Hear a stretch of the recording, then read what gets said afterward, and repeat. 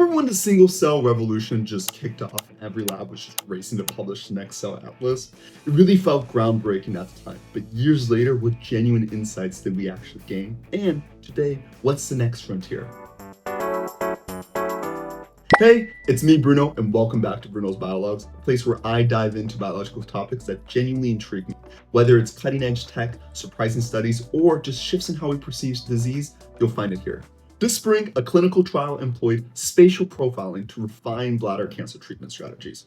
Researchers used imaging and sequence-based spatial transcriptomics to uncover biomarkers that better predict patient responses to neoadjuvant therapy and immunotherapy, showing spatial context truly matters in real-world outcomes.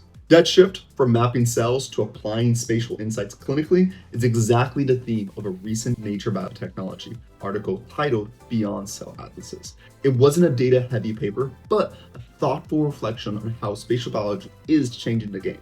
Think about it. If you're a scientist, a clinician, or someone just fascinated by the future of medicine, this is a turning point. We've cataloged cells like never before. But now the big question is, how do these cells behave in their native environment?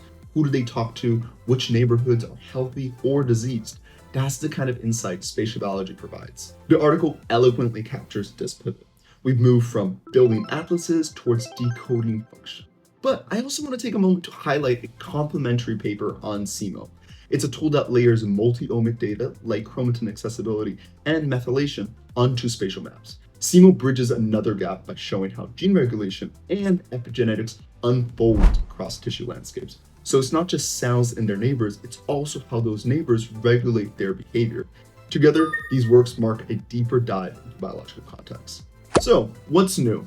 We're moving beyond what's there into why it matters, mapping not just cell presence, but behavior, interaction, regulation, and effect. Spatial biology is revealing the mechanism hidden behind the atlas and driving towards actionable, context-informed insights. If this conversation sparks your curiosity or relevance to your work, please share or tag someone thinking about biology and where it's headed next. I'm Bruno, and these were my BioLogs.